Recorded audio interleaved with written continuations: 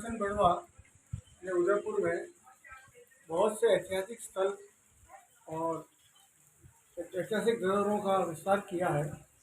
इसी सोच को बच्चों में फैलाने के लिए जब हम अमरचंद बड़वा की जयंती मनाते हैं तो उसमें एक ऑनलाइन या ऑफलाइन चित्रकला प्रतियोगिता का आयोजन करते हैं, जिसमें कनिष्ठ वर्ग 6 से लगाकर 8वीं क्लास तक और वरिष्ठ वर्ग 9वीं से लगाकर 12वीं तक के बच्चों को टाइटल देते हैं मेवाड़ की ऐतिहासिक धरोहर। उसमें क्या होता है कि हम बच्चों को पूरी छूट देते हैं।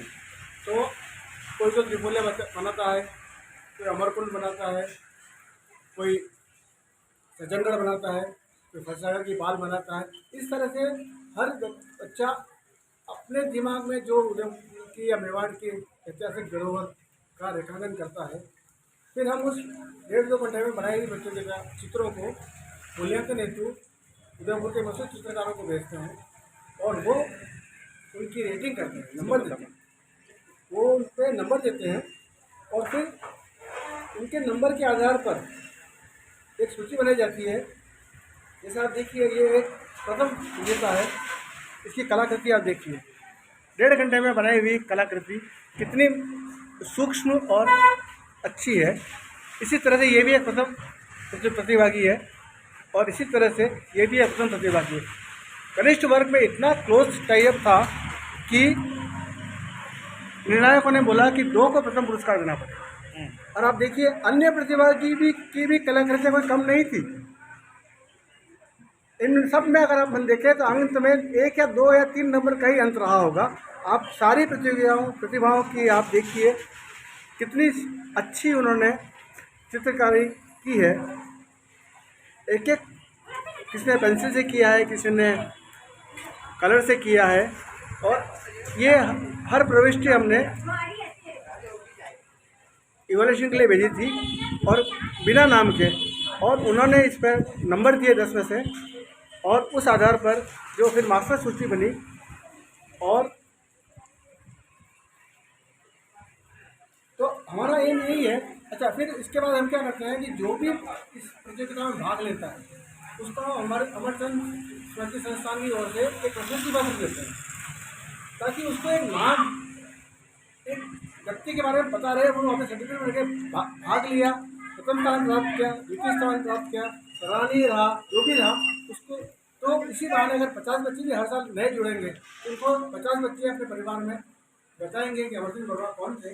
ये इसी सोच के साथ हमने हर साल करते हैं, यही कहना है। और ये हम चाहते हैं कि ये बृहद स्तर पर हो और ठाकुर अमरचंद बड़वा का जो उदयपुर के लिए योगदान था वो घर घर तक पहुँचे और ये एक जज्बा पैदा करें कि हमको हमारी मातृभूमि की रक्षा के लिए क्या कर सकते हैं। एक आदमी अगर अकेला सोचे, क्योंकि उस समय मेवाड़ की जो विषम स्थिति थी, उस समय अगर ठाकुर अमरचंद बड़वा अपने कमर नहीं कसते तो शायद आज मेवाड़ नहीं होता, ये मराठाओं के अधीन जा चुका होता। और कालांतर में एक व्यक्ति की सोच ने पूरे मेवाड़ की रक्षा की, शहर को बनाई। इतनी वजनी तोपें उस समय 9 टन वजनी तोप आंखला मारा पर चलाना, आप सोच सकते हैं कि कितना बड़ा काम आदमी ने किया होगा। और अब तो इतनी बड़ी बड़ी फाउंड्रीज आ चुकी है, उस समय क्या फाउंड्री रही होगी जिसने ऐसा तोप बनाई जो यहाँ से मेवाड़ी द्वार तक गोला फेंक सके। इससे आप समझ सकते हैं कि उस समय भी अपने मेवाड़ में कला कितनी विकसित थी, लोग कितने माहिर थे। और तोपची, ऐसा कहते हैं कि तोपची जब तोप चलाता था उसके बाद 40 फीट का एक कुआं होता था, उसमें वो डाइव लगाता था, क्योंकि तोप के फटने की आवाज़ से उसका पर्दा न फट जाए तो वो उस कुएँ में नीचे डाइव लगाता था। तो जब तक वो ऊपर आता था उस समय तक गोला छूट कर चला जाता। तो ये भी एक प्रिकॉशन कि तोपची की कान नहीं फट जाए उसका भी ध्यान रखा जाता था। और तोप के पास में इस तरह का 40 फीट का एक कुआं बनाया जाता था जिसमें वो नीचे चला जाए और बैठ जाए, गोला फूट जाए, फिर ऊपर आ जाए। तो ये एक महान उस समय युद्ध नीति की कौशलता आप देखेंगे तो आप सोचेंगे कि क्या था। और तोप नहीं फटना, इतना अच्छा असला बारूद बनाना और उसको सुचारू करना, ये एक बहुत बड़ी युद्ध नीति का एक पार्ट है जो आज हमको सीखना चाहिए। इन्हीं शब्दों के साथ अमरचंद बड़वा हमें अमर रहे, हम भी अपने क्षेत्र के लिए कुछ करें और नाम पाए। एक बहुत ही एक सुंदर एक रचना याद आ रही है कि खून बहा सड़कों पे, खबर न खबर छपी न अखबारों में, कौन किसे मारेगा शर्त लगी दो यारों में। हमेशा हम नाम तो लेते हैं राजा महाराजाओं का, लेकिन हम उनको भूल जाते हैं जिसने तोप बनाई, हम उनको भूल जाते हैं जिसने घोड़ा बनाया, हम उनको भूल जाते हैं जिसने झील खोदी, हम जिनको भूल जाते हैं जिसने पेड़ पौधे और ये सुंदर सुंदर ये कलाकृतियाँ बने, उनको तो हम कभी याद ही नहीं करते हैं। जिसको हम कहते हैं अनसंग हीरोज।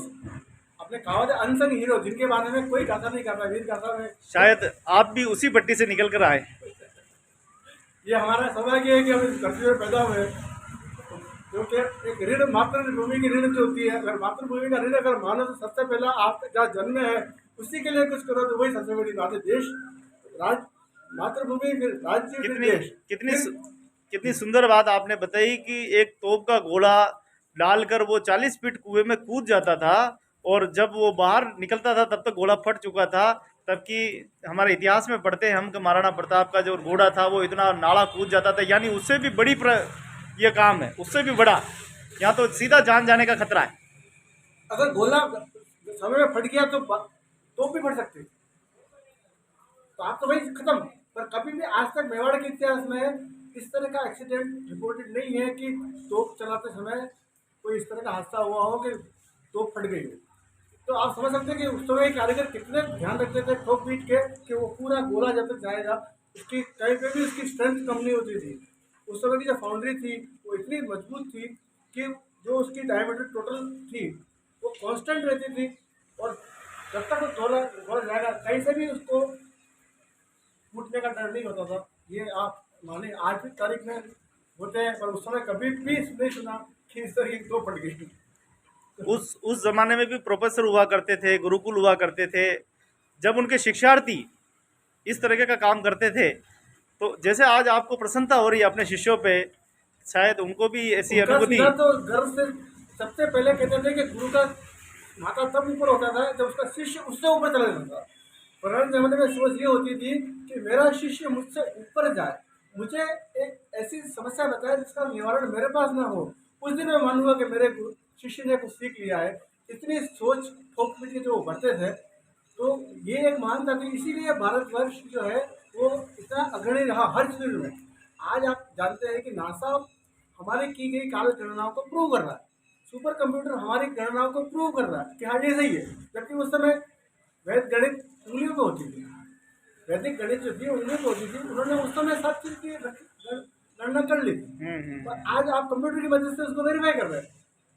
जबकि आपके पंचांगों में उस समय सूर्य ग्रहण चंद्र ग्रहण की गणना थी। अगर आप महाभारत का युद्ध के दृष्टांत देखें तो महाभारत में उस समय रात नहीं हुई थी, वो उस समय ग्रहण था, ग्रहण काल था। लोगों ने सोचा, कौरवों ने सोचा कि ये रात हो गई और वो सो गए, और जबकि वापस ग्रहण काल खत्म हुआ और सूर्योदय हो गया, कृष्ण ने अपना काम कर लिया। तो कृष्ण को पता था कि ये ग्रहण से अंधेरा होगा और ये रात समझ जाएंगे। तो आप समझ लो, इसका मतलब उस समय भी उनको गणना थी ग्रहण काल की, और आज हम ग्रहण कंप्यूटर से कैलकुलेट करते हैं। तो ये तो था ही कि हमारे इस उदयपुर के दक्षिणी पूरे छोर में देखिए, हम दक्षिणी राजस्थान में सबसे बड़ा मार्बल का काम होता है, मूर्ति बनाने का सबसे बड़े मूर्ति कला और कलाकृति हमारे इस क्षेत्र में ज़्यादा होती है।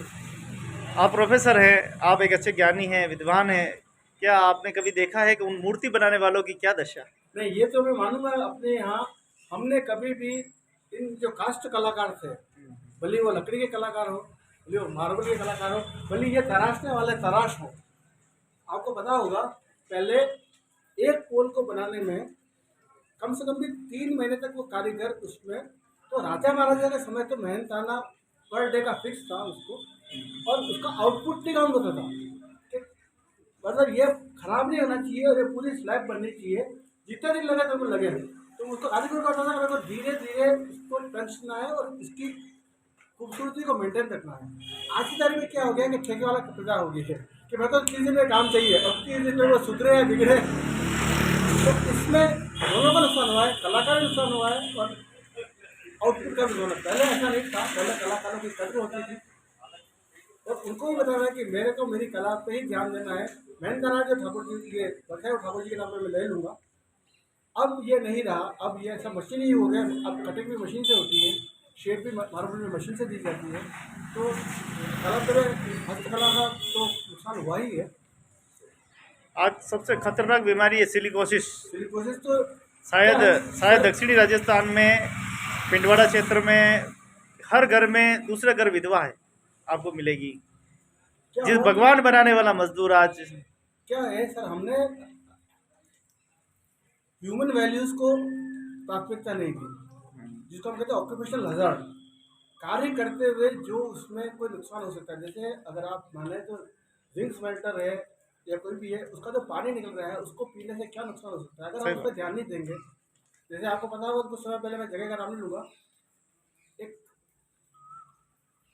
धागा बनाने वाली फैक्ट्री लगी, बात। उसने जो वेस्ट बहा, ध्यान नहीं देने से क्या हुआ, उसका पानी कुओं में चला गया और उससे वो केमिकल ने पूरे उस एरिया की दूषित हो गया। दूषित हो गया। तो ऐसा होता है कि अगर किसी ने दूरदर्शी नहीं रखी तो हमेशा ये होगा कि पोल्यूशन से नुकसान होगा। सिलिकोसिस भी प्रिवेंटेबल है अगर आदमी वो जो डस्ट है वो अगर उनके फेफड़ों में नहीं जाता, वो उनके पानी को भी छान के पीता, उसमें अगर पहले से ही एल्कलाइजेशन कर लिया होता। अब क्या होता है कि अपन जैसे पहले तो के पानी पी लेते थे, पर आज से हम नहीं पी सकते। इसका कारण यही है कि वो पानी इतना प्रदूषित हो चुका है। आपको हमको तो याद है, दूध तले में हम तो नहाए हुए और पानी पीते थे इसका। आज तक कब सब मैंने आर का पानी पिया? आज क्यों नहीं पीते? इसीलिए कि इसमें इतनी मात्रा में दूसरी अवांछनीय चीजें हैं जो आपकी सेहत को नुकसान कर सकती है। बिल्कुल। सर 90 के बाद से ये समस्या बहुत बड़ी है। पहले तो मुझे याद नहीं क्या, जो नल का पानी आता था वही पीते थे हम, फिल्टर करते थे छानने का, या कभी कभी बारिश के दिनों में जब ये पानी मिक्स होता था तो गर्म कर लेते, उबालना छानना, इसके अलावा पानी का कोई भी ट्रीटमेंट हमने नहीं किया उदयपुर में तो। पर अब तो आर के बिना काम चलते नहीं लोग, इसी कारण से क्योंकि जो पानी है वो प्रदूषित है। तो इसीलिए प्रदूषण का तो हमको ध्यान खुद को रखना पड़ेगा। और ऑक्यूपेशनल हैजार्ड जो है आप बता रहे थे सिलिकोसिस है, ये तो जो कर रहा है उसको पता है कि मेरे इस काम में क्या सावधानी बरतनी है। अगर वो ध्यान नहीं रखेगा तो कर्मचारी बेचारा परेशान होगा। उसको वो तो अन्य किए, वो तो मजदूर है, उसको 300 रुपये 400 रुपये दिहाड़ी लेके जाना है, और 300-400 रुपये की एवज में पूरी जिंदगी खराब कर रहा है, बीमार हो रहा है, फेफड़े खराब हो रहे हैं, मर रहा है। ये एक चीज, ये अमानवीय मैं मानता हूँ, दोहन है उनका। बहुत बहुत धन्यवाद प्रोफेसर साहब का कि आपने समय दिया। एक शिष्टाचार एक तरीके से अपनी बात हुई उदयपुर के लिए, हर व्यक्ति के लिए आपने बहुत ही अच्छी बात रखी है। बहुत बहुत धन्यवाद, बहुत बहुत शुक्रिया।